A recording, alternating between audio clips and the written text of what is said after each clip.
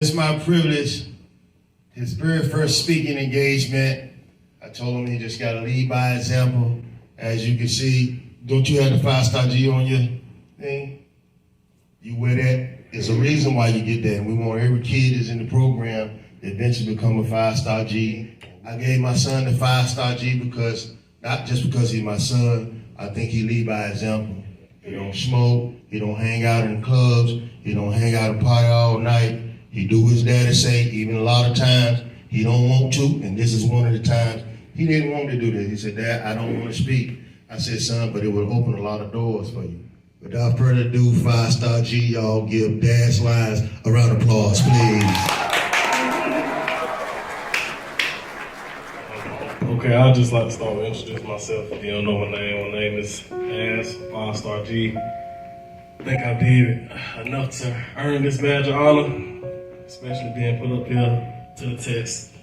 I don't know if y'all can tell, I'm very nervous, but I do care, so I'm gonna say that's why I'm here. I'm gonna just start off by saying that it's a very good thing that you guys are in this program. This is a great program to be into, because I remember when I was 12 years old, I was 15 years old, and I used to think everything my dad said was just him trying to get on me, him trying to be hard, or just that type of stuff, and I didn't want to listen to him. And I know that we've seen and heard from Angelica or the sheriff, and y'all probably look at them as older people that really go in one ear and out the other, because I used to sit in the same chair that you guys did. So I can understand how you really feel like they can't understand what you're going through in this day and time. They can't relate to how you're feeling. And I just want to speak to you guys so y'all can understand that I used to be in your shoes just a couple years ago. This is not some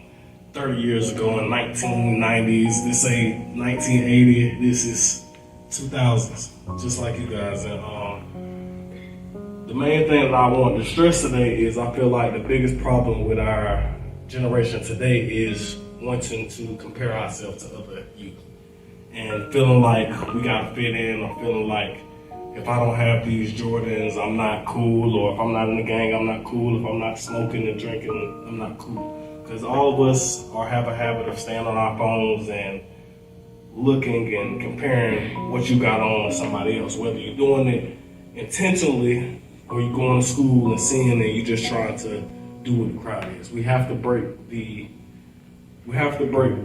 pattern to follow and start leading, especially our brothers and sisters, because I'm pretty sure everybody in the crowd knows somebody that's died, knows somebody that's in jail, and you have to look at the actions that you choose to make and the choices you choose to make and think to yourself, is this going to lead me to where I want to be in my life?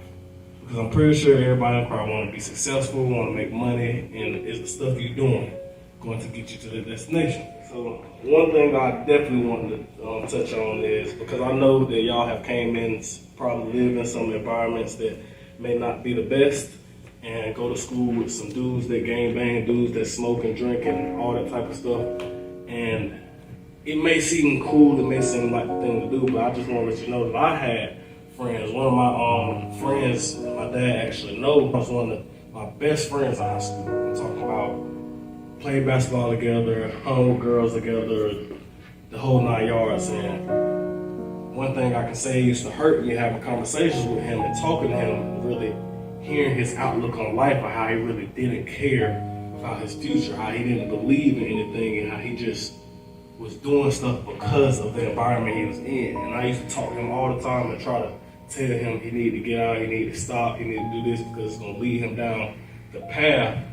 And he really didn't care. He really didn't care. He just felt like it was nothing else for him to do, no way out. And I just wanted to tell that story because little do you know, this program is your way out. This is a great program to be in, because a lot of kids and a lot of people out here feel like it's no other choice but to be in the streets. And that's not the only option. Because it hurts me to this day that I had to separate myself from a bunch of my friends from high school, a bunch of my closest friends, because they went down paths I just could not follow.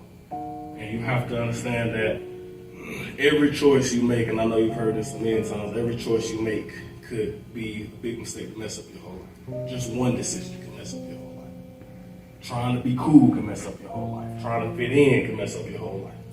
So when you have to break the chain, y'all see the examples. If you don't see nothing else, if you don't listen to nothing else nobody else say, you can look at the people that are dead or in jail and see what they did. They was wearing Jordans, they was smoking and drinking, they was in gangs. So why would you want to follow that same path? Why would you want to follow that same lead? If you don't have to listen to nobody, you can see it with your own eyes in the evidence. So it really don't make sense to me, because one of the things when I was growing up and wasn't trying to listen to my mom and dad and wasn't trying to really understand where they was coming from is the proof is in the pudding. I can't remember the specific word the dude used, but you have to learn from other people's mistakes. Was I in school and thinking about joining gangs or smoking weed or going out to club with my friends? I thought about that plenty of times. Sometimes I'm in my room and I'm thinking, am I really doing what I want to do in my life? Am I really having fun? Am I really getting the experience? I have those thoughts plenty of times, almost every other day, if not every day. But you have to understand that it's a pattern that is not built for us to win. And they want everybody to follow the same cycle. They want everybody to do those things that deter you from being successful. Because truth be told, as African American men, they don't want us to be successful. So I took it upon myself to be better, to not follow in the footsteps of plenty of my friends. Definitely I want you guys to understand is I don't want you to feel like you have to be perfect every day, or that you have to be on your A game every day, or that you have to always be making the right decisions, because we all are still human. We all are still gonna make mistakes. We all gonna still result to things that are not, the best choices for us. But as long as you can get up the next day and take advantage of the next opportunity to be a better man or be a better person the next day, then the mistakes you make will not have that bad of an impact on your life. But you have to make smart choices, and that's the most important thing I can say. Another thing is I want a girl with a rich foundation. I want a girl that has morals and values, because I feel like a lot of people lose themselves trying to fit in or compare themselves, that they lose the morals and values that you're supposed to have growing up as a kid. And that's honestly the parents' fault most of the time. You can't control somebody, but that's the parents' fault. So one thing that I look for in a woman is a woman that has strong morals, that has strong values, that have self-respect for themselves, and actually don't want to follow in the footsteps of all these other females that feel like they have to do this or look a certain way to be the woman they want to be. Because a lot of people are trying to be what they see and not being actually who they want to be inside.